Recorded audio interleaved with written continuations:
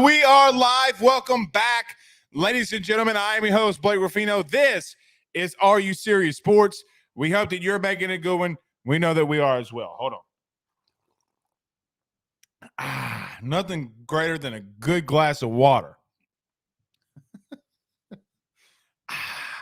All right, but we do got a lot to get into with you here tonight. LSU spring practice day one. What are some of our key takeaways? Some things that Brian Kelly said. Obviously, the biggest of them, and which we'll talk about today, is that John Emery will be out for spring due to academic reasons. We'll touch on that. It's a little frustrating, to be honest. I think for people that stuck up for John, I think just for a lot of reasons that we'll touch on here tonight, but that's a big one. We got some guys that are coming back in the next couple of days. Looks like Josh Williams, the running back, will be back as well. So we got some key updates. Also, some of the guys that I think that just looked the part and looked really good today. We'll talk about that as well here tonight. LSU baseball weekend preview. I don't know why I got a burp, but I just can't do it. But nevertheless, LSU baseball weekend preview. We'll touch on that as they take on the Sanford Bulldogs. The Sanford Bulldogs. So a big weekend. Jay Johnson gave his pitching. He gave his pitching rotation. Obviously, Paul Skeens tomorrow, which will be live tomorrow. We'll be doing a post-game show tomorrow night, Friday night after the game. No matter how late it is, we will be up with you to talk the game since it is on a Friday. Since I had to miss yesterday, we'll make it up to you tomorrow. So we'll touch on that. And the guy that we'll talk a lot about that with is our guest tonight, Matt Trent from WBRZ. We're bringing him on to the show weekly to talk some LSU baseball. Former college pitcher, breaks down what he sees. But Paul Skeens on Friday night. Ty Floyd gets the start on Saturday, and they said TBD on the Sunday starter. Got Chase Shores out there. We haven't seen Riley Cooper in a while. So we'll see how that transpires this upcoming weekend. LSU basketball pregame as they take on the Vandy Commodores. I can't believe I'm about to say this. We want Vandy. We want Vandy. We want Vandy. And I will be 1,000% honest with you. I did not think that the LSU Tigers after this season has gone, that they would pull out the victory last night against Georgia. Nevertheless, they did. But something short of a miracle. I just don't see LSU getting into the tournament. I mean, they would have to go all the way in and win the whole damn thing to do so. I don't know if they'll be able to do that, but it's going to be entertaining. Let's hope that they win tonight and continue that win streak. And as we do every Tuesday and Thursday, hashtag Ask Blake, thoughts, questions, concerns, put them inside the Rudy Crew chat, and we'll get to as many of them as we can. My mom is in the chat. She says, congratulations to the Southeastern Louisiana Lady Lions who are winning the Southland Conference tournament today and going to the NCAA tournament for the first time in their history. Good job by Jean Pierre from Amite, Louisiana. So my mom's out here. She's out here thugging and representing. Pow, pow. Colin Thibodeau says, let's get this thing. Let's do the damn thing. It's true. Let's do it. Danny Krantz, our Florida State man, who always checks in on us. What's up, Danny? Says, LFG, Blake. Let's freaking go. Jacob Wiggins on YouTube says, let's go. And Carlton Cisco says, all right, Blake, let's ride. Let's do it. Yeah, we got a lot to talk about tonight, man. Great day one. Great day one out there. But don't overreact. Colin Thibodeau says, water sucks, drink more whiskey. Man, I've actually been on a diet. I haven't been drinking. I've just kind of been doing this little carnivore or ketovore diet, whatever you want to call it. So it's really been helping. Down about 20 pounds, hoping I get another like 1,000 off, losing some weight. Got kids around this thing, man. Got to lose some weight. Trey Patton on Facebook says over 100 strikeouts in 12 games is alarming. I agree with him wholeheartedly on that. Lamar Williams says, oh, Matt was a pitcher, huh? Yeah, he was. Yeah, he was. Yeah, he was. Blaise LeBlanc says, give me Thatcher Hurd this Sunday. Very possible. I guess, do you throw him on a Tuesday and a Sunday? I mean, we'll see. We'll see how that transpires. If you're going to have him in the rotation, I would rather him throw on a Sunday before you go into a weekend against Texas A&M. Now, Texas A&M is really struggling. But I'm with you. If you're going to do it, you need to do it. Brandon Reese says, regardless of what happens tonight, it's going to be an interesting offseason for Matt McMahon, more so than last year's in terms of how many dudes choose to come back next year. That's very true. Very true. And look, I mean, you got rumors of Will Wade going to McNeese. Thought Will Wade, would have, never mind. I'm going to be quiet. But so we'll see. We'll see. But he's going to have to hit the portal pretty hard. Carlton Cisco again says, I ain't mad at you, Blaze. That dude is going to get even better come May. I agree with that. Our good friend Ryan Williams of the Drake Williams Law Firm, drakewilliamslawfirm.com. Titles, successions, real estate, they do it all. Get over there today. And, hey, you get in a little bit of trouble. You partied too hard, Mardi Gras, need an attorney. Go see him. I mean, do you really just want to go to jail if you're not with the Drake Williams Law Firm? Do you not want to save money on your title and real estate? Go see him. But he says, Blake, quote unquote, slim Ruffino by football season. Let's hope so. Nathan East on YouTube says, you think Will Wade could potentially steal a few LSU players recruits at McNeese? Good for him if he does. I mean, good for him if he does. I mean, if they go from LSU to McNeese, then I don't think they deserve to be at LSU in the first place. But I mean, look, let him come back. I mean, guys, I'm not scared of Will Wade. I'm not scared of Will Wade. I hope he comes back to the PMAC and we whip that ass. Y'all got too much loyalty to a guy that brought 5 level 1 violations on you. I agree with this. Cisco says McMahon must keep the freshman. Yeah, I mean, why is his name Sean Phillips last night? Good Lord. I mean, I think you're building to something, guys. You got to continue to have good success in the tournament. Just continue one game at a time. You had Vandy on the ropes the last time you played them. Go out there and beat their ass tonight. Shit, let's go. Let's go. I mean, I hate it for Matt McMahon. He was dealt a really shitty hand. He had one scholarship player literally 7 months ago, damn near to the day. And Tuesday, or actually Wednesday, believe it or not, Wednesday, it was a year ago, Zach, I don't know if you remember this, that LSU was issued the notice of allegations in reference to Will Wade. So, nevertheless, I mean, it's been a year, so we'll talk on that as well. One thing that I do want to mention, I got pretty much ripped alive on Twitter. I will go on a very small Ruffino's rants before we get to spring practice about this Zion Williamson thing. The Athletic stole my statistics and didn't give me credit for it, so I'm calling out the Athletic for being Rudy Poos. If you want to take something that I post and you're going to do it after I did it, and you're not going to credit somebody when you get mad when someone doesn't credit you, we have issues. So cease and assist, bitch. So that's sorry.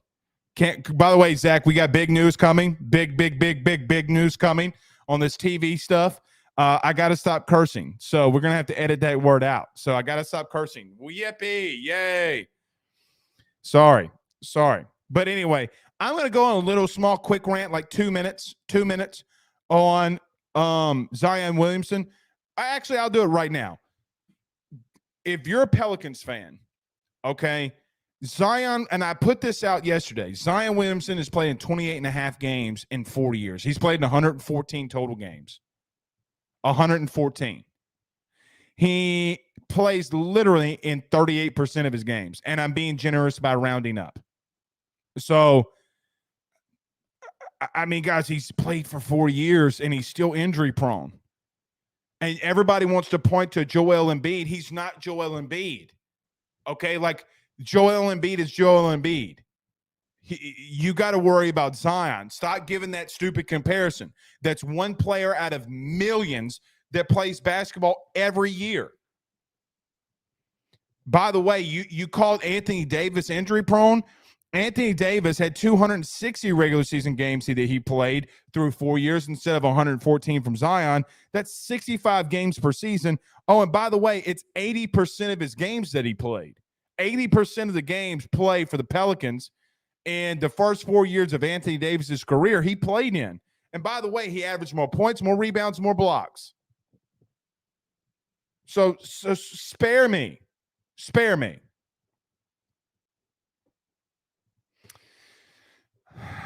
Darren says, screw Will Wade. How people do not blame him for everything and what happened is beyond me. I agree.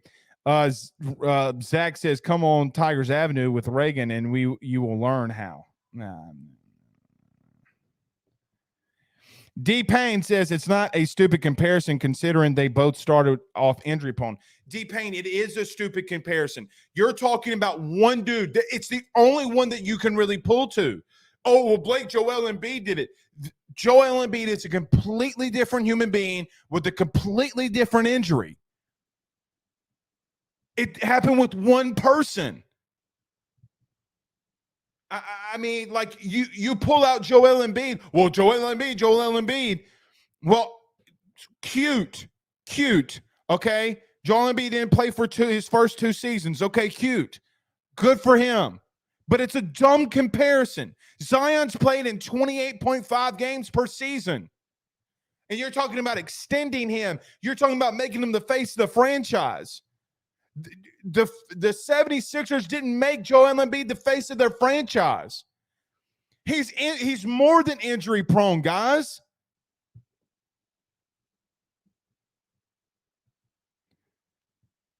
And you could say, oh, well, he's battling a hamstring.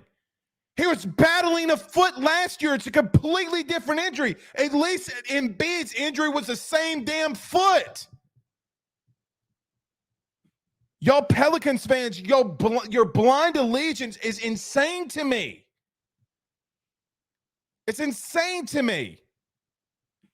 Call something out when you see it. He's not playing, and he hadn't played, and he's not going to play. Bet you he plays when he goes to Lakers or wherever the hell he wants to go next.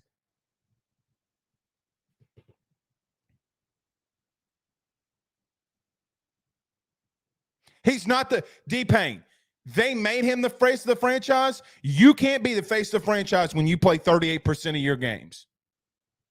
And no, they didn't. So you want to talk all this crap? It is what it is. It is what it is. All right. Let's do this. Let's get this thing rolling, y'all. Everybody do us a favor by hitting the like and share. Got to talk about LSU spring practice day 1, so let's do that. Let's waste no time. So let's talk about our good friends over at GM Barno & Sons and our good friends over at betonline.ag. We return in 1 minute. We got so much we need to talk about. Who are the guys that I thought stood out, some key depth position things, and some guys that I don't think that a lot of people realized or thought these individuals would be starting. Nevertheless, they were in day 1. I don't think it may hold, but we'll see how it goes. Let's get to our quick break. We return in 1 minute.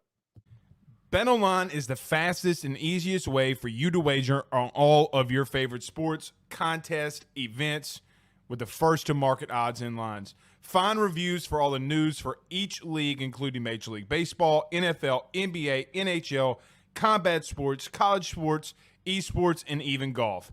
BetOnline continues to be the top online resource for all of your sports information for live in-game betting, props, and futures. Head on over to BetOnline today and use your mobile device to join and make your first sports bet. Use our promo code BELIEVE50, that's BELIEVE50, BLEAV 50, to receive your 50% off welcome bonus on your first deposit. That's betonline.ag, betonline.ag. With over 65 years of experience, nobody is better equipped to service in your vehicle than GM Vardo & Sons. RV repair, big rig overhauls, motorhome chassis, routine maintenance, tire rotations, tire sales. No job is too big or too small over at GM. If you break down the side of the road in the greater Baton Rouge area, they will come and get you. And the best thing about that is that they can come and get you, and then they can bring your vehicle back to their shop and start the repairs right then. Again, GM Varno & Sons. Go see them over at 2500 Fuller Boulevard. Give them a call at 225-664-9992. 225-664-9992. Tell them you get friend Blake Ruffino sent you on by. Teresa asks, when is LSU boys play Vandy tonight at 8:30, Teresa? That's when they will take on the Vandy boys. But nevertheless, we're back.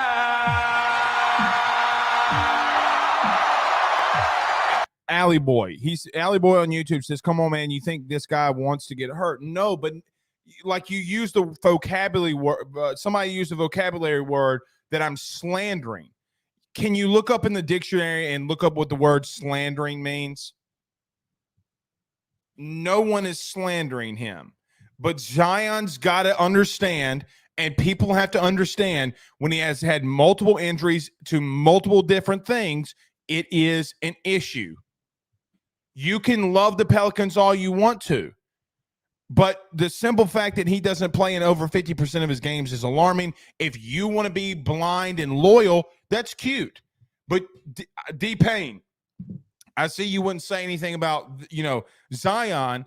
What's your excuse for Miles Brennan?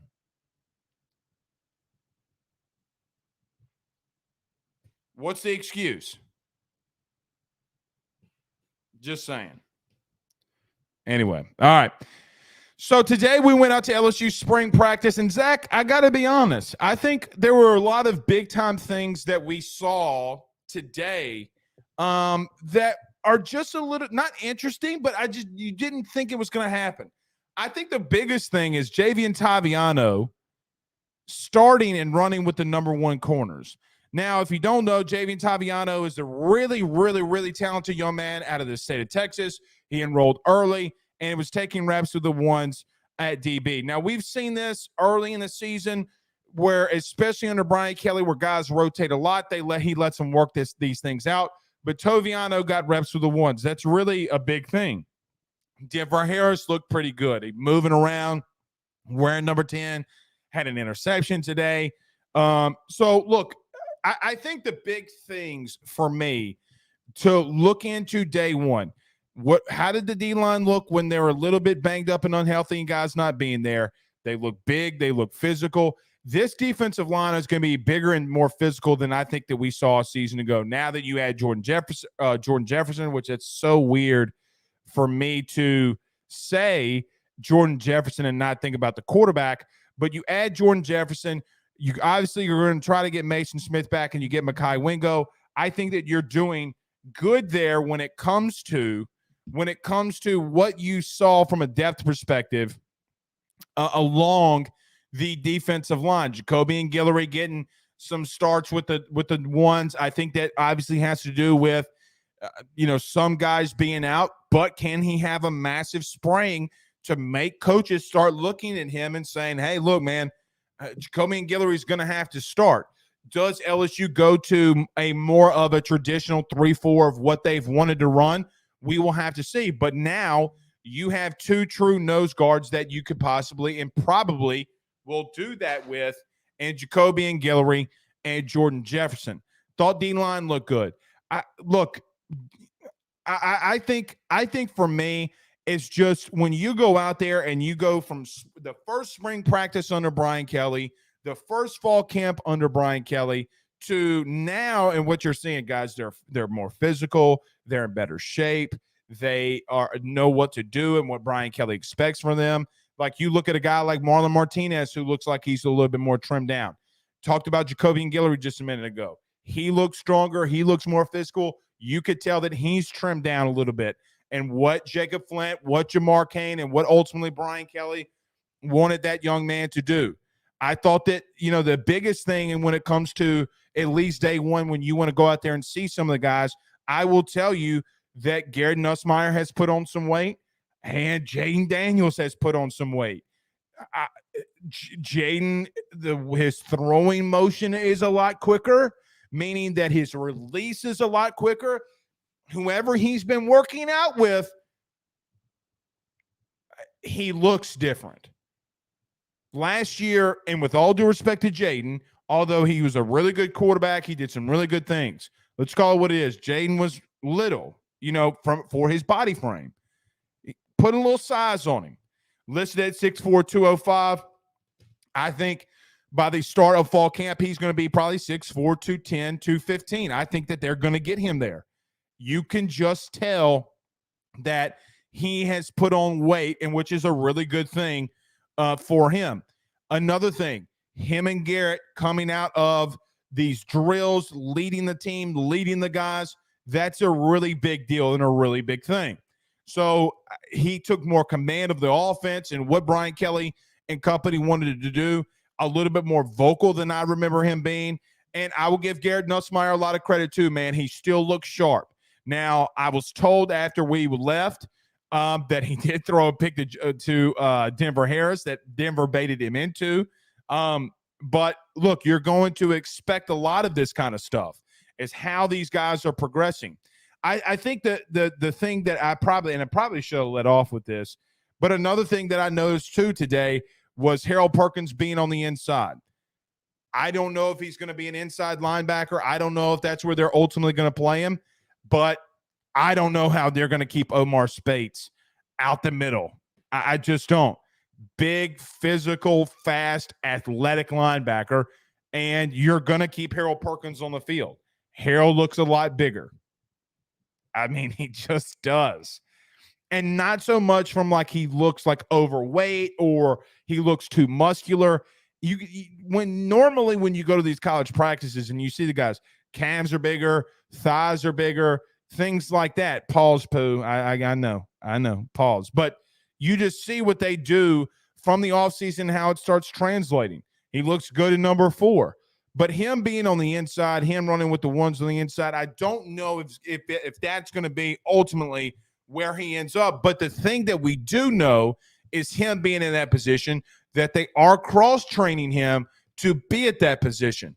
Do they move him on the outside on second and third downs? How is Matt House ultimately going to utilize him as well? I thought also from a linebacker's perspective, John Jancic and the company being out there, really being hands-on and physical with the outside linebacker crew, Ovi, Swinson, all of those young men that play that position. I thought that it was good that you had separated them, and now you're in a situation where you're really focusing on getting a pass rush. Got some really big pass rush guys, or a lot of size along the front 7. Size and speed is what LSU has, and there's nothing that's just usually getting back to what LSU has been, right? It's kind of a lot of what Brian Kelly did in Notre Dame, and obviously we've seen that with LSU over the last couple of years. Now, I told you this religiously. We've broke down the numbers at the end of the season. LSU on downs 1 and 2, honestly, guys, was really good.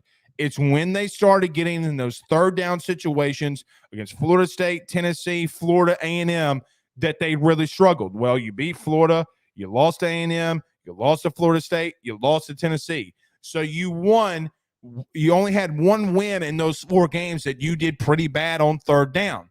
And I told you this, when you crunch the numbers, if LSU gets off on half of those third downs that they let be converted, guys, you're not talking about a 41 overall defense anymore. You're talking about a defense that's number 12 in the country. Big, physical, athletic, and I think that they're bigger and physical, not just in the front 7, but the DBs look a lot faster than I remember from a season ago. So now you're putting a defense that's capable and comparable with a lot of talent and a lot of speed. Thought Zy Alexander, Javian Taviano, who got reps with the ones, looked really good. I thought that Denver Harris is a really well put together corner, 6 foot, 6'1", maybe 5'11", but he's in that 5'11" to 6'1" range. And I know that's a big difference, but you're only talking about 2 inches here. I mean, I guess 2 inches is big if you, depending on the topic that you're talking about.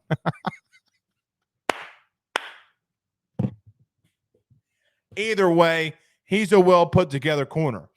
The biggest question that I'm going to have moving forward this season, I know that Greg Brooks is going to lock down one of those safety positions.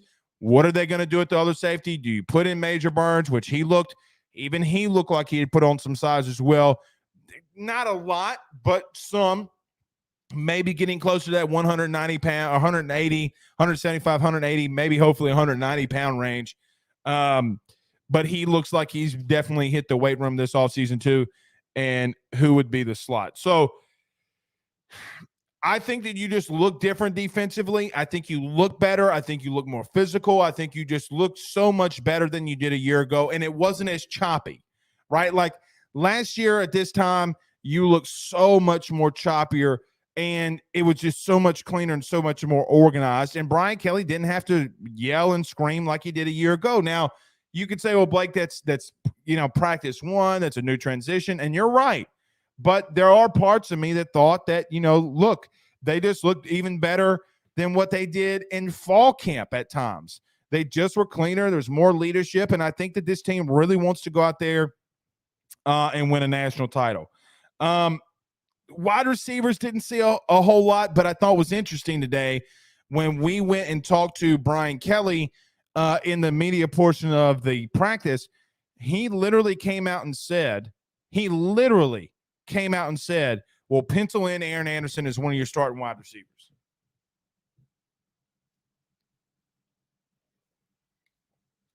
It's a big statement.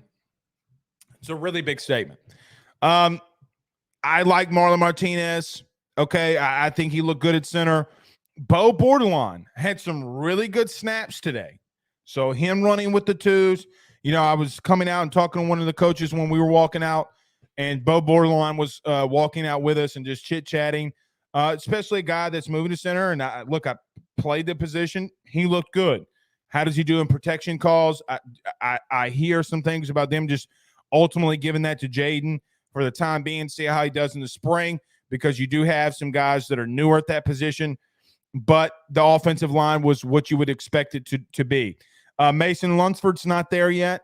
Obviously, Charles Turner's out for this spring, so you're going to get a lot of the same guys. I think that Emery Jones will cross-train a little bit, but will be at right tackle until Lance Hurd gets in here and starts doing some things, but I thought they looked good offensively. The biggest thing that we'll continue to monitor through the camp, and Brian Kelly alluded to this again today, was about the quarterback position. Guys, I'm just telling you, Jaden Daniels has put on some weight.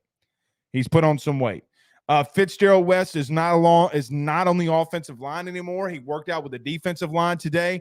I think that they're going to keep him there for the time being unless depth becomes an issue at center. I don't know if I agree with that move. I'll just be honest. I don't agree with the move. But that's just me. But the one glaring weakness today for LSU, and it's not close. Like the one glaring weakness, and this isn't a shot at Trey Holly, and I will be I just truthful. I expected Trey Holly to be a lot smaller than what he looks like on the field. Dude's really well put together and compact. Guys, we have an issue at running back at the current moment. Now, you do have depth there. You will have depth there, and I don't think it'll be an issue come fall camp and come your first game against Florida State. However, I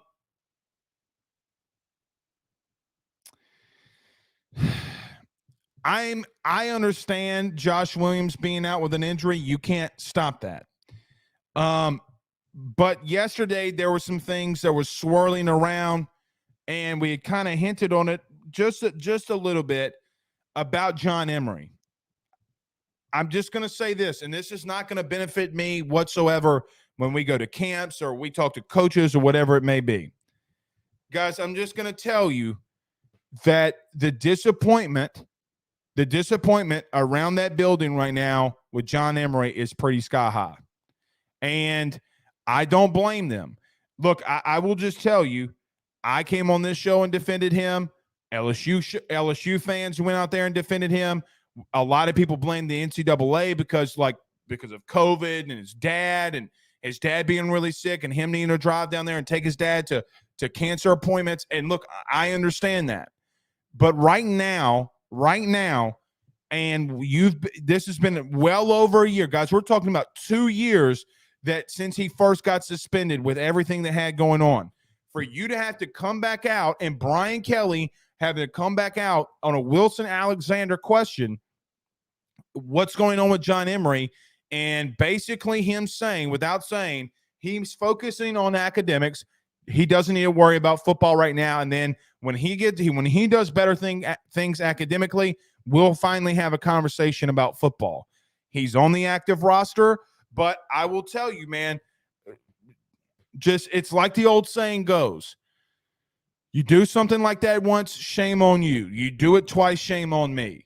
And I'm not saying I'm disappointed in the young man, but guys, I don't think people fully understand how hard it is to fail when you're a college athlete at a program like LSU. And it's not as if that you have an academic issue around LSU. Guys, when's the last time you heard somebody be suspended for weed?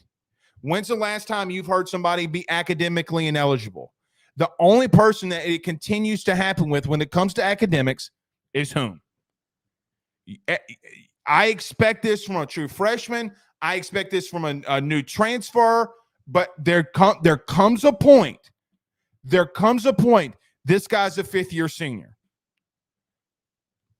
Guys, he should be in grad school. Okay? He should be in grad school. His grad school, he should be taking AP bowling. Who do you think you are? I am.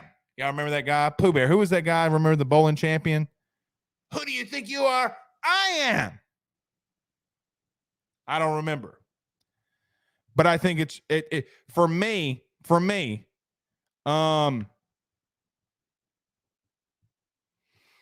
Pete Weber, that's it. Now, Pooh asked an interesting question. I probably shouldn't say that. But there is an interesting question. He says, did he give up on school or the mindset or with the mindset of going to the NFL? Well, Pooh, he knew. You know what I mean? Like he knew. He knew that he was coming back. He told the coaches 3 weeks before the SEC title game that he was coming back. He's not even graduated. Guys, we're year 5. Okay? You got to go to class. You got to go to class. So I feel weird. I feel weird in defending him to some extent because look, man, we went heels to Jesus for you when it came to the NCAA rulings.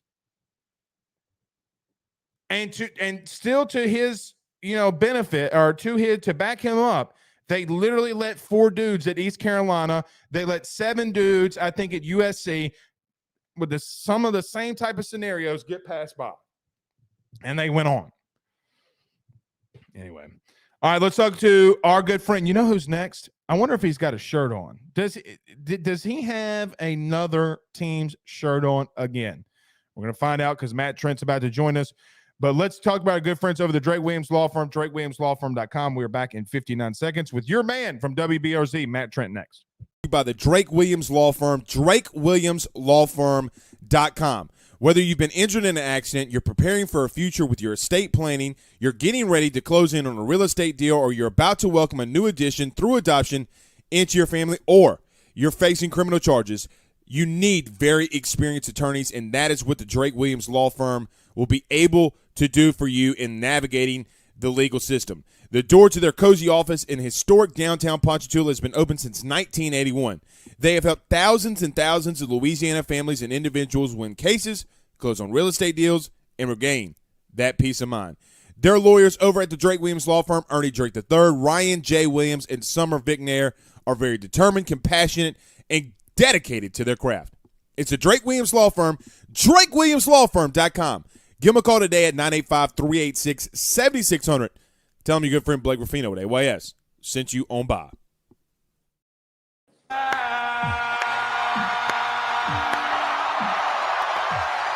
Long time no see, and I see you have the Arizona shirt on. Shout out Jay Johnson. By the way, big win for them Wednesday night over Grand Canyon. Went down to the wire, but that's not what you're here for. The man who's newly engaged, Matt Trent, ladies and gentlemen. Hell yeah. Hell yeah. Don't let them tell you that marital bliss doesn't exist, because I'm literally on the fringes of our first fight as a engaged couple. All right, listen. Not even joking. If Listen. I could scan the room, you would see a very pissed off fiance on the couch right now. Okay, well, listen. Do what you have to do because you're supposed to come over here in 2 weeks, and we're supposed to have like a couple's dinner. So you need to, as someone who's been married for 5 years, you're wrong. She's right. Shut up. I have already gotten that very, very early on, and clearly and early. That's how I'm not going to ask what the fight's about. It's none of our business, but congratulations on being newly engaged, buddy. Brinley, we love you. Actually, if Brinley covered sports, I think we'd have her on. Anywho, Matt. All right. I don't know how much you heard because, I get on these rants and I just kind of blank out or whatever. John Emery. Thoughts? What do I need to say? When you don't go to class and you don't do the work, guess what happens? You don't get to play. And we have heard since the first time, the second time, the third time, the fourth time, who knows how many times we've heard this. Oh, it's not John's fault. It's not John Emery's fault. It's the NCAA's fault. It's COVID's fault. It's X, Y, and Z's fault. I think now, after yet again, we've had issues with John Emery in the books. I think it's John Emery's fault. And look, I'm like you, man. I commend the kid for going back and forth from Baton Rouge to New Orleans to help out a family member in a very tough time. Right. Can't fault the young man for that. Agreed. Can't fault the young man for that. However, guess who doesn't care? The NCAA. Guess who doesn't care? A lot of his professors don't care. Yeah, and Matt, look, I just so there's two schools of thought. Like what you talked about. Like, look, man, I'm just gonna be real with you. If that's my dad, okay, I'm doing the same. Sure. Thing. Okay, sure. and so I do think that some people, especially when it's during COVID and you literally letting dudes at I think it was East Carolina. I think 4 of them had the same type of situation. Like there was an outbreak on the team. They had to drop some class. Like, okay, we get that. But and there's parts of me that wants to defend him in reference to, okay, well, some had it, but he didn't. But now that you were suspended for an entire year, okay, to now being in a situation in year 5 where, Matt, we might be in a scenario where day 1, week 1, game 1, he's not there again. And so there comes a part where I just don't know. Now, Matt, it's not as if that, I mean, it's not. Brian Kelly said you can't be at the 1.9. You're not. I'm not going to make you let you just be at that 1.9 GPA that you can just have. You got to be at the 2.0 and above, and it's not that difficult. That part I don't get. Here's the thing too is yes, I will argue with you at a place like LSU, like you said, it is way harder to fail than it is to pass. No doubt. It takes way more effort to fail. Fail now. Like, C's get degrees. That is a real thing. Like, that happens. And when you're an athlete, a football player at LSU, and you're failing, come on, dog. I've talked to former players. I've talked to really good former players, and they have echoed the same thing. Dog, with every resource that they have over at that place, it is a lot harder to fail than it is to pass. And now, and to Blake, like let's look at everything. John Emery coming out of high school was a 5-star recruit. John Emery coming out of high school was one of the best running backs in the country. Okay, he was the number 2, if I'm not mistaken. The number 2 running back coming out, right? So he comes in on the national championship winning team. Look, I know he had to sit behind Clyde Edwards-Helaire. Get that. Like Ty Davis Price, get that. But you saw him. I reference this every time I talk about John Emery, the Vanderbilt game on the road. He just went off. You saw that athleticism and you saw that breakaway speed, and you're like, whew, in 2 more years. We saw it at Alabama this year. Like, he's got the ability. There's no doubt about that. And I'm not like, you can't really call him a bust because that's not fair. Like, a bust is just someone who doesn't live up to the hype and the potential. He just hasn't been on the field long enough to do anything. I agree. And that's and two, like, you look at it, and I hate to be that guy, but I mean, he has NFL athleticism. He is an NFL talent. But when you're not going to class and you're not doing what you're supposed to do, who are you really letting down? Because if it's one of these situations where I'm trying to go to LSU to better myself and go to the NFL and make millions to help out my family, who are you really letting down? Well, Matt, I mean, they have Trey Holly, okay, and Noah Kane right now. And bro, there were three running backs out there at practice, and one was a scout team dude, if I'm not mistaken. That's right. That's right. And Brian Kelly talked about this today about how, look, Trey Holly came up to me and said, Coach, I'm sorry. Like, I will be better tomorrow. And he's like, son, just keep showing up. You know, like, I don't expect you to know the entire playbook. The best ability is availability. No doubt. And I just, Matt, I think if anybody in this chat right now, anybody re-listening to us on XM or podcast or watching us live right now, I think that there's a level of frustration in that building. Sure. Talk to anybody that's in that building. Matt, you know what happens when we go to practice, okay? You just hear the chirping, okay? Everybody's out there chirping. And the one thing that I picked up on today was aggravation, especially when that name came up. And Brian Kelly tried to elude it, okay? So he was asked the question first, like, what's going on with the other running backs? He goes, yeah, you know, John's been hurt. And then, you know, I mean, not John. He said, Josh has been hurt. And then, you know, this guy this guy that. Armani's hurt. He's going to be out for the spring. And then didn't say anything on John, which then sparked Wilson Alexander of the Advocate to ask that question. And, I mean, you're just he doesn't want to talk about academics. But the simple fact that he said he's got to focus on the quote is, he has to focus on academics before I would even consider having a follow-up conversation with him. That sounds like a pissed off coach, man. It's just to the point where every person that I have talked to that has been around the football program during Ed Orgeron and Brian Kelly have all said the same thing. This staff really does give a you-know-what about academics. This staff really – and Brian Kelly – we can go on and on about his resume in terms of academia and smarts overall. The dude cares about kids getting degrees. The previous one I know didn't. You can say, oh, you know, we care about developing young men. It's coach speak. Now, I wasn't here for Les, so I can't speak for the Les Excuse staff. me, Les can't spell education. So that's okay. You know, that's what I'm saying is like, you know, I tell you this all the time is we've got a head coach that passed the CIA exam right now. Right. On sitting head coach. And we're coming from a coach who couldn't spell CIA. Okay. So what I'm saying is when you've got a staff and you've got a head coach that gives you the blueprint and the tools and the directions to make a house, and you get an outhouse instead of a real house, that is a problem. It's frustrating. It's like, dude, we've got everything here imaginable. How can you not pass?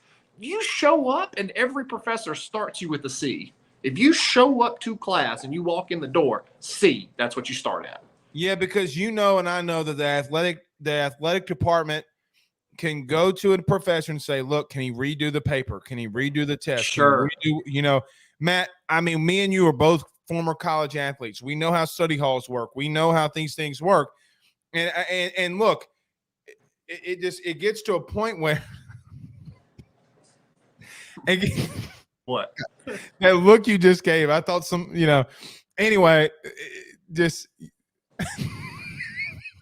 stop. I'm not doing anything. You gotta understand. This is kind of a hostage situation right now. Okay. This is kind of. You're making me feel so awkward. This is one of those ones where it's like, hey, I'm having a good time. Having a really good time. You know, blink twice if you're in Milwaukee. You know, it's one of those type deals. I feel so awkward. I agree with Brindley. But nevertheless, on this John Emery thing, Matt, to kind of wrap it up, I'm just so disappointed. You know, like it's just, again, Blake, like, I know that 18, 19, and 20, like I did some really stupid things. Me too. I agree with that. I did some really stupid things. And there were times that I really didn't want to go to class. And I really didn't want to show up to that speech that I had to go to, or that, lab that I had to do. But you had to, because I wanted to play and I wanted to get a discounted education. I didn't get a free one like football players do. I got a discount. Hey. I got a discounted one. But again, no, but for real, like, not to my own horn, my last year in college was paid for because of what I did in the classroom. That's the God's honest truth. My last year of college was free because of what I did in the classroom. You're not wrong with that. Big J. Cole says Matt's giving the Jim from The Office look. I like that. Oh, God. Matt, guess who's trying? He hears me keep saying your name. You know who's trying to get in here? Is it Ben? It's Ben. Hold on. All right, I'm coming. Hold on. Yes. He's on the show, Benjamin. He's on the show. Okay. All right. So for everybody that's listening, Ben, what's who's up, that? dude? Who's that? Don't get shy. Who is it? Mr. Matt. Ben, So I saw somewhere where you caught a huge fish this weekend. Mr. Matt said, "Did you catch a massive fish this weekend?" You did. You look at that. He knows it. For everybody that's listening and doesn't know, there will be random days that I hear Matt talking. I'm like, am I hearing this in my head? And Ben is FaceTimed. And the funny thing is sometimes, like, I'll be in a game and also for those watching, you, like, Blake, you never FaceTime me ever. And so whenever I get a FaceTime, the first time I was like, oh, well, this must be really important because he's FaceTiming me. And I open it, and it's just Ben's face like this. I was like, Ben, what's going on, man? He said that when you FaceTime him, you do like this. Do you do like that? Yeah, you do that? Okay. Show him your Captain America. Oh, what you got? Captain America. Oh, that's awesome. All right. I love that. Close the door. He was banging on the door saying, Mr. Matt. That kid's a rock star. And I love also, like, in that video, like I was telling you today, I love that when he caught that fish, he was so excited. His first reaction was like, I just need to take my shirt off. Like, I just need to take my shirt off. Well, you should have seen one that we didn't video. He was like, Daddy, that's a – because I was saying that's a big – so he goes, Daddy – And I'm like, oh, my God. All right, Matt Trent from WBRZ is joining us. Matt, LSU takes on Samford this weekend in the box. Something that's interesting that I want your opinion on. Where's Riley Cooper? Matt, we've gone through 7 games since we've seen him the last. 7. Actually, 8. But 7 games. Now, he was warming up last night. Okay, and looked like he was going to come in for Helmers, I think it was. Mm-hmm. So what's going on with Riley Cooper? Is he in the biggest of doghouses? Like, did he go out partying? Like, what happened? I don't think so. I think it's just one of those deals where Jay has so much, he's trying to get in as many opportunities for guys to see what they can do, and they all keep stepping up to the plate. Where Riley, and it's not that Riley hasn't. He put Ty Floyd in the Saturday spot this weekend, and he threw awesome. So it's like, damn it. Now I got Ty Floyd throwing well, Paul Skeens throwing well, Riley Cooper throwing well. Like Chase Little came in and had 6 strikeouts. Thatcher Hurd's throwing well. Chase Shores, has been a little bit, iffy, but he's right there on the cusp. I mean, Christian Little started yesterday and did well. I mean, you've got 6 legit dudes that you can throw out on the weekend in the SEC, and they're going to give you a quality start. It's not even a question. I don't think he's done anything wrong. Me personally, I like him in the bullpen versus starting. I'm not saying that he is a better reliever than he is a starter. I just personally like a bunch of lefties out of the pen. That is my opinion. From a college pitcher, that's a good perspective. You know who's been the best pitcher so far outside of Skeens to me? Who? Guess. I think you'll guess. Right. In terms of just overall outing, Overall. like this year. Yeah, this year. Christian Little, obviously. Thatcher Hurd. He's my close second. Dude, I'm going to tell you something. Nate Ackenhausen. I think, dude, the simple fact, Matt, that he put on Sunday TBD and didn't just throw Chase Shores on the Sunday rotation. You do know that Ackenhausen went 8-1 at East Oklahoma and was a starter. You also know that Nate Ackenhausen hit in junior college too. Oh no, I didn't. What did he hit? He told us that this weekend. He was like, "Yeah, I hit in high school and like hit a little bit in junior college, but obviously like I was just so far above and beyond, how to hit. I mean, how to pitch." Mm-hmm. And I asked him, I was like, "So what would you throw yourself, if you were facing yourself as a hitter?" He was like, "Change-ups all day." I had no clue. Yeah. He's good, but like is he Todd Peterson level hitting, or was he actually pretty good? I don't know. I mean, he said he could swing it a little bit. I got to take his word for it. But like again, and we talked about this on Sports Takeover today. Me personally, I know everybody like loves Chase Shores and the fastball there and the stuff is there. I want him in the midweek. I want him midweek. Matt, I do, because everything and everybody's been on pitch counts thus far, pretty much except Skeens. Like he's the one that we've given a little bit of wiggle room, a little bit. Right. But Chase Shore still has got a little bit of development that he needs to kind of, go Matt, through. He leads the SEC. I saw this stat today. I think it was like 11.7. I don't know who the guy is. I had no idea who he is. Chase Shore leads the conference and three ball counts. Yeah. That's my thing. Good. It is like, but it goes back to, dude, he went to Midland Lee High School, which is a legendary like athletic school in Texas. Right. And Midland Lee, you didn't know they lost a coin toss in 1988 on Friday Night Lights? I was getting ready to say I was waiting for somebody to make a Friday Night Lights reference. But what I'm saying is that like that's 5A ball, I believe, in Texas. I mean, you're going to get some good competition. It's 6A ball, Matt. But he didn't have to use everything in high school. No, he'd go to showcases. I'm sure he would use. But like even thus far, and Skeens is the same way too. He hasn't had to use everything that he has against Central Connecticut State and Butler, okay, and the Western Michigans of the world. But to that point, what bothers me is like he's still not getting touched up, but he still doesn't look like he's got total confidence in everything that he's got. Like you said, the three ball counts are there. It's not really fine-tuned as it is with Paul Skeens. I would bet because too, the midweek game, especially LSU's midweek schedule, we've talked about this ad nauseum. Outside of UL and Southeastern and Tech, there are not a lot of problems midweek. No, from here on out. I mean, Lamar was a 7th-rated mid-major program. Like they beat Texas A&M. I think that they beat another Power 5 opponent pretty handily. Kansas State that you also played, and they played him. I mean, so they've played two teams that you will play this year and beat them. I mean, they're not. Yeah. And look, Christian Little went out there and shoved.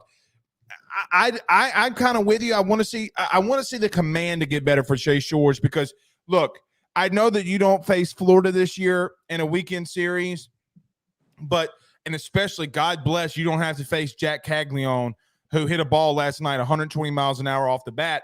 But nevertheless, I worry about his command, especially when you got guys like Ackenhausen, Christian Little, Thatcher Hurd, and others, that have done so good. And you know what's interesting, Matt? Ty Floyd last Saturday or Sunday, whenever I forget the day that he threw, he gives up the first pitch, first batter home run, and then shoves and locks down in the next 21. So I just don't know what is going to transpire. But let me ask you this: Thatcher Hurd.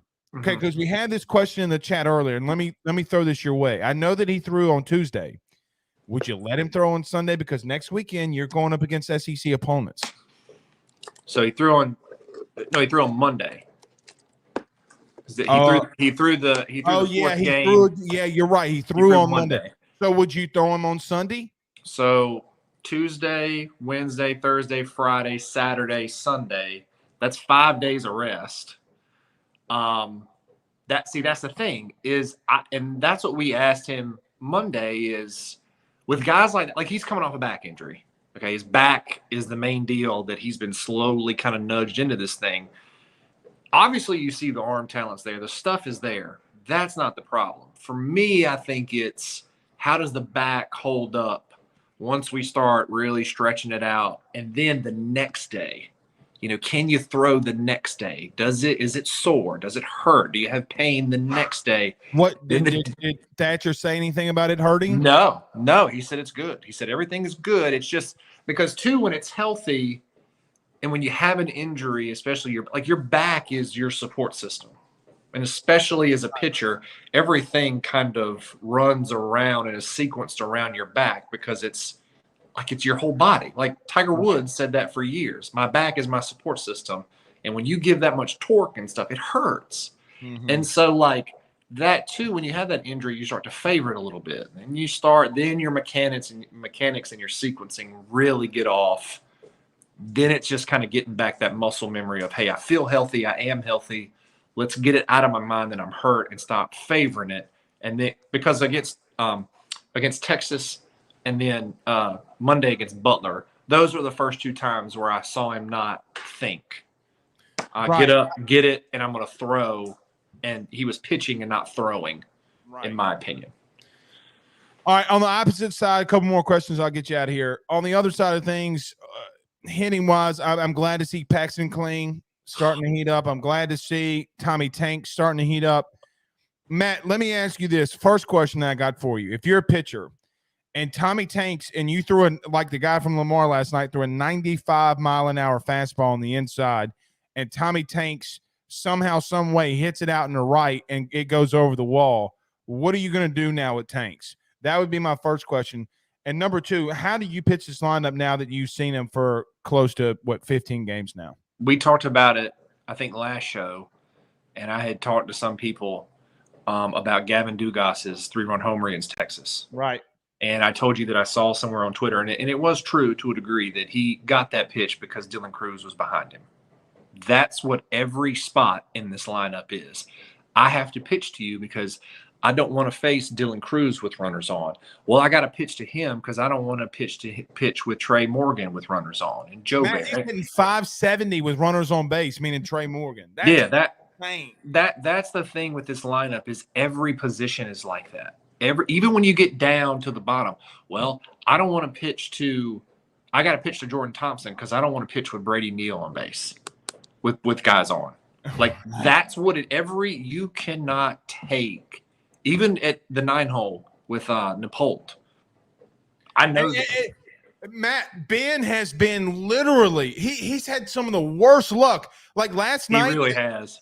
Last night, that line drive that he had up the middle, the way that it sounded coming off the bat, I thought he hit it with a wood bat. Yeah. That's how you know he hit it square on. And that's the thing. Like you can't. There are no holes, and that's the crazy thing. So it's like, oh well, what if they go, this lineup? All right, you want to put Kay Beloso in at first and DH the way he's hitting right now? Cool, go ahead. Oh, you want to put I know Jared Jones has had trouble with the strikeouts. Cool, you want to put him in there and see what happens? Good luck. Hey, he's having a rough day. You want to put Ethan Frey in there? Cool, good luck. What do you do with Jared Jones? That was my second question to you. What do you do with him? Do you just sit him? Keep giving him bats. Just keep giving him at bats. Look, I mean, he's already shown that he's way beyond. All the freshmen are way beyond the years in terms of approach and hitting. I think Brady Neal's the best all of them. Like, I've seen him take pitches at 2-2 and full counts, and I'm like, there are fifth-year seniors that like trip over themselves trying to hit that pitch, and he just takes it and gets a walk. Like, he's so advanced. Just keep giving him at bats, because like that's what you get with this lineup. If you're going to sacrifice power, then you're going to get better at bats. But then if you get better at bats, you're going to say, it's very much a give and take sometimes with who you want. But you can tell the way Jay lines up the lineup that, hey, against this matchup or today, I want more patient at bats. I want guys on base. Or today, it's like, we can kind of get a little crazy and have a little bit more power. And I've really enjoyed listening to him on how he approaches a game, because let me tell you, he looked at Central Connecticut State and Butler like it was a regional. He did. Because you think like I fully believe that you could have put the third and fourth stringers out there and LSU would have won by 10 runs every single game. I also agree believe that. But coming off that win against Texas, it went down to the ninth inning. You made so many emotional deposits, and it could have been a very draining, game. Then you got to fly or drive back, whatever they did from Austin, and you get in late, and then you got a rough day, a light day, and they had every reason to be like, I just want to take Friday off. Right. I just want to take Saturday off, and we can show up and win. And you kind of saw that Friday with the lefty for Butler, who he was going strikeout for strikeout with Paul Skeens. And you had Paul Skeens throwing 100 and this dude throwing 78.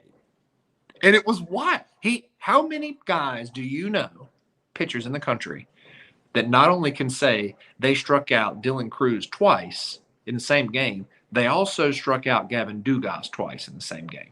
The only person to do that so far in their career is Dolander from Tennessee. So Chase Dolander, who's going to be a top 5 pick this summer, I don't even remember the kid's name for Butler. He was left-handed. I said, Dylan, you have not seen that slow of pitching since middle school. Tell me I'm lying. You growing up in Florida, where you grew up in Florida, in that talent-rich state and as much travel ball as you've played and showcases that you've been to, you haven't seen 78 from the left side since middle school. And he just laughed. But it's true. It's true, though. And look, Matt, so somebody tweeted this, and I thought it was so funny, though. They said 78 miles an hour shoving it up your A. Did shove it right up our ass.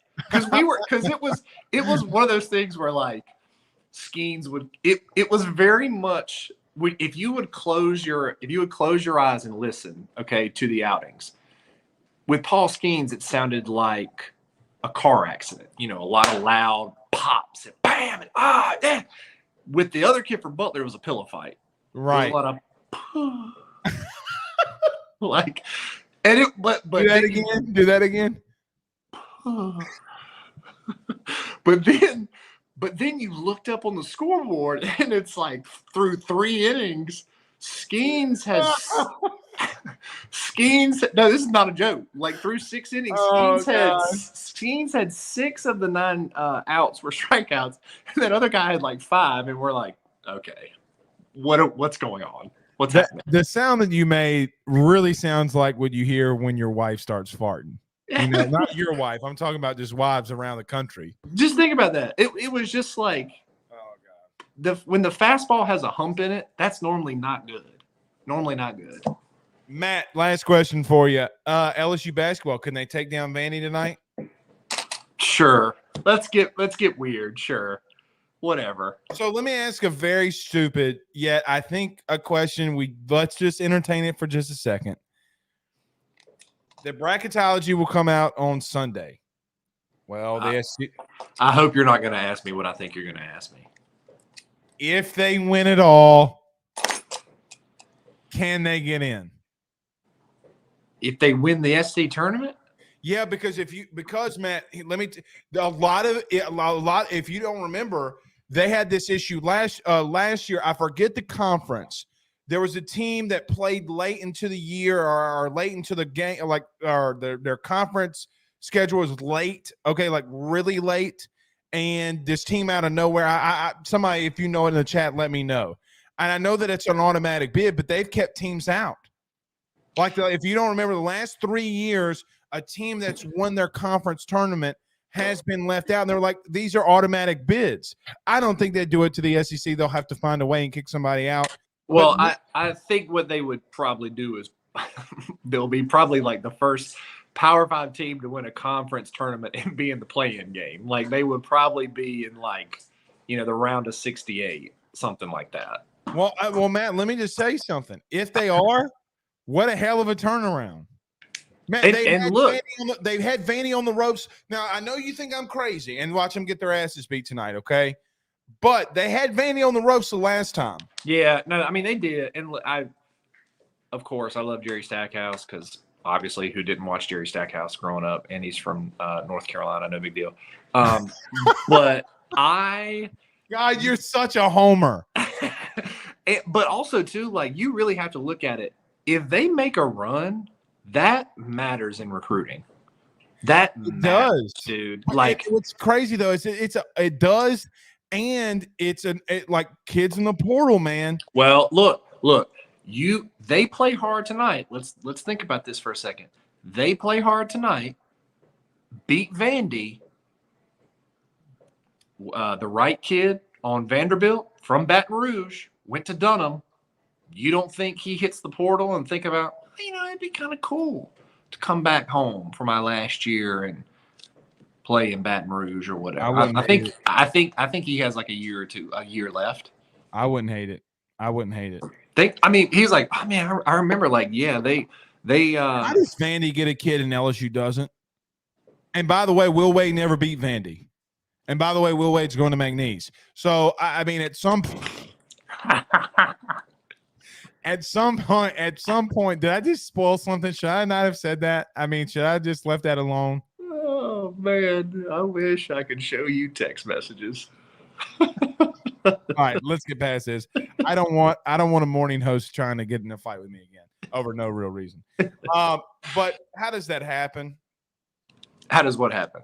A kid from Baton Rouge gets to Vandy and he's not on your roster. I mean, it does. Look at how many times, like, it happens in football. Rarely, but I mean, it does happen. There are kids, and people freak out when it happens. But when it happens in base, like Mississippi State a couple years ago, they got 7 kids from Louisiana.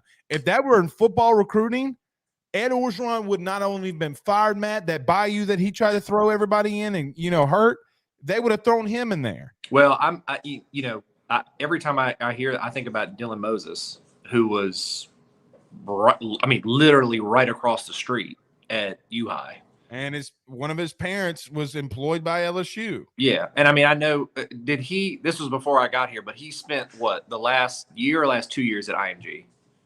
Last year. I think he went last year. Yeah. And people were pissed. So like, how does it happen? I mean, it just, people that grow up in Baton Rouge, this is gonna shock some people. Here we go. Not everybody wants to go to LSU. No, you're right. There are other really good programs out there in the SEC that aren't just in purple and gold. I know this might be a revelation, but it's kind of, you're seeing Eli Holstein wanted to go. Not only, yeah, that's different. It's not different. It's not different. It's not different. He told people he would come here if Walker wasn't here, and now Walker's not here. Okay, cool. Hey, listen to me. Remember this date. It's the 9th of March. Listen to your old buddy here. That's not over. Okay. Well, all I know is that he didn't pick LSU twice. Oh, okay, man. And his dad went to LSU, right? Eli Holstein's dad, was he not on the LSU? Matt Trent from WBRC was our guest. Just saying. All right. I do need to get you out of here because we got the game in 20 minutes. All right, Matt. Don't leave me. Don't leave me. Don't leave me alone. Matt, suck it up. Listen to me. Go over there and tell her you're sorry. She's smiling right now. She just gave me the finger. You guys didn't see it. Okay, well, go over there as a man that's married because look, you got a dinner that you got to be here in 2 weeks. Hey Matt, you got 2 weeks to make it up to her. And let me tell you something. If you don't, I will do it and say I will send her flowers to work and say, "Love you, babe," from Matt, and I'll buy him. Matt, we're always wrong. By the way, Matt, I get a text today like, I wish I could have gone to walk-ons, and from my wife, because, I was at walk-ons with a TV guy today. Wait, was Megan upset that she didn't get the invite to walk-ons? Yeah. You didn't even tell me she was with you. She wasn't. You know what, Matt? I made her sit in the truck. Wow. She was just laying down in the bed of the truck, just hanging out. Just laying there, getting a suntan. That's terrible. Well, was she at work? Did she work in Baton Rouge or Hammond? No, Hammond. Well, yeah, I'm not going to make her. Even if I want her to come, I'm not going to expect her to And I drive told her that. I'm like, 45 minutes. You know? No. All right. Tell her you're sorry. Tell her you love her and you were wrong. Whatever you did, even if you're right, you're wrong. Don't leave me.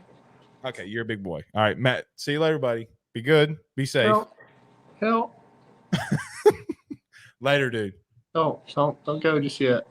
Okay, We got like 5 more minutes. We can just No, we don't. I gotta wrap it up. Want to talk about anything else? Yes. Go in there and tell her you're sorry. Say it right now. Tell her. Sorry. I said it.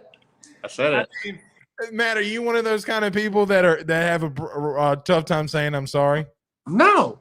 The thing about me is that I always think I'm right, but I also admit when I'm wrong. I'm just not wrong here. You listen, okay. You got to start listening to your boy that's been married, man. I'm just telling you. Happy wife, happy life. I just feel like at any moment there's going to be a bag like slipped over my head and like. Oh, we're going to sit here and watch it. I will go deplatform to watch this. Yeah, that's she's plotting. I can tell you that. That's what I'm saying. Soon as I hit end on this call, it is going to be hell on earth. Well, I'm just going to let you know, Matt. The comment section is taken up for Brindley. It's taken up for Brindley. Okay.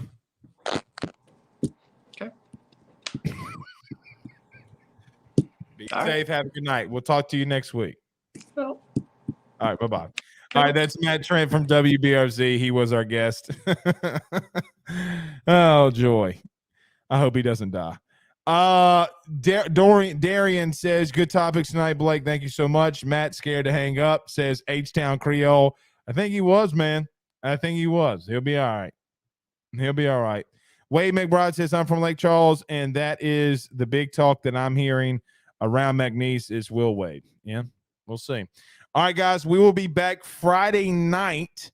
Zach, when are y'all going? Let me bring Zachy up. What time are y'all going on Friday? 7 o'clock. You're in the baseball game? It starts at what, 6:30? Yeah. Probably not. It'll probably go at like 6, 5 o'clock, 5:30. Yeah, you need to go like 5:30. All right.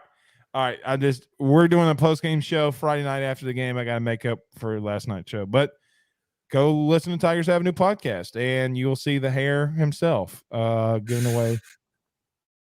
Up. I did that wrong. All right. Till tomorrow, Knuckleheads. We'll see y'all soon. Peace out, Girl Scouts.